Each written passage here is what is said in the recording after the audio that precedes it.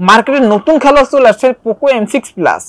এই ফোনটি কিন্তু কিছু কিছু ক্ষেত্রে খুবই স্পেশাল, যা পুরো ভিডিও দেখলেই বুঝতে পারবেন। আজকের ভিডিওতে এই পোকো M6 প্লাস এর camera performance A to Z জানবো। তার আগে একটি কথা বলবো, যারা এখনো আমাদের চ্যানেলটি সাবস্ক্রাইব করেননি প্লিজ সাবস্ক্রাইব করে দিবেন এবং পাশে থাকা বেল আইকনটি অন করে দিবেন, যাতে আমরা নতুন কোনো ফোনের রিভিউ নিয়ে আসলে সবার আগে আপনি দেখতে পান।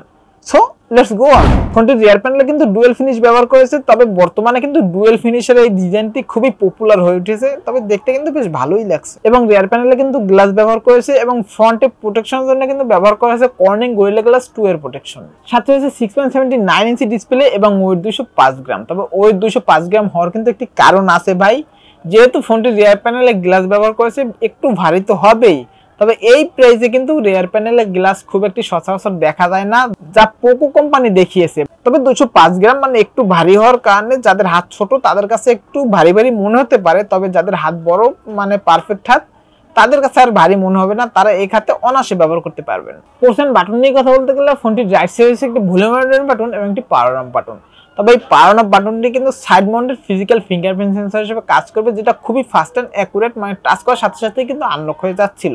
এবং লেফট সাইডে রয়েছে সিম ট্রে এবং উপরের দিকে রয়েছে 3.5 mm একটি হেডফোন জ্যাক এবং আইআর ব্লাস্টার, এবং নিচের দিকে রয়েছে speaker grille, USB type C charging port এবং মাইক্রোফোন। এবং এই ফোনটিতে কিন্তু IP53 রেটিং রয়েছে, যার কারণে টুকটাক পানির ছিটাফোঁটা কিংবা ধুলাবালি লাগলেও কোনো প্রকার কোনো সমস্যা হবে না। ডিসপ্লে সেকশন রয়েছে 6.79 ইঞ্চির একটি ফুল HD প্লাস এর IPS LCD প্যানেলের ডিসপ্লে, এবং এটিতে কিন্তু 550 নিট স্পিক ব্রাইটনেস রয়েছে। ভাই 550 নিট স্পিক ব্রাইটনেস একটু কম।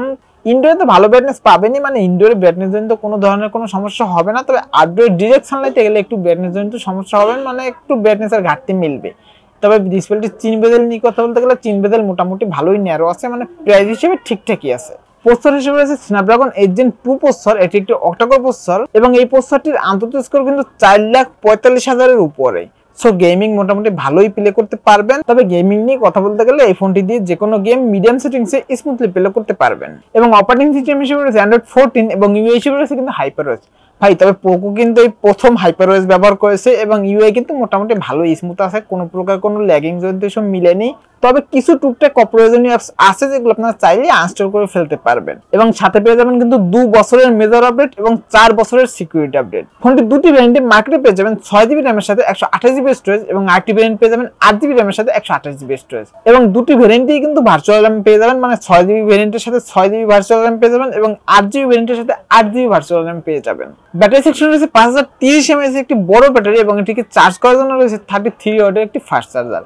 এবং এই ব্যাটারিটিকে ফুল চার্জ করে যদি নর্মাল ইউজ করেন সেক্ষেত্রে 2 দিনের কাছাকাছি ব্যাকআপ পেয়ে যাবেন। এবং যদি হেভি ইউজ করেন মানে একটানা গেম প্লে করেন অথবা একটানা মুভি দেখেন সেক্ষেত্রে 7 থেকে 8 ঘন্টার মতো ব্যাকআপ অনায়াসে পেয়ে যাবেন। রিয়ার প্যানেলে রয়েছে ডুয়াল ক্যামেরা সেটআপ, যার মেইন শুটারটি 108 মেগাপিক্সেলের একটি শুটার এবং এটিতে সেন্সর হিসেবে রয়েছে স্যামসাং আইসোসেল এর HM6 সেন্সর এবং সাথে রয়েছে একটি ম্যাক্রো শুটার। এবং এই ফোনটির মেইন ক্যামেরা দিয়ে মানে রিয়ার ক্যামেরা দিয়ে সর্বোচ্চ ভিডিও রেকর্ড করতে পারবেন 1080p 30fps এ। এবং এই ফোনটি কিন্তু অলরেডি ইন্ডিয়ান মার্কেটে লঞ্চ হয়ে গেছে। ইন্ডিয়ান দাম পড়েছে মানে ইন্ডিয়ান রুপি 12,000 টাকায়, যা বাংলাদেশ টাকায় কনভার্ট করলে পড়তে পারে 16,000 টাকার কাছাকাছি।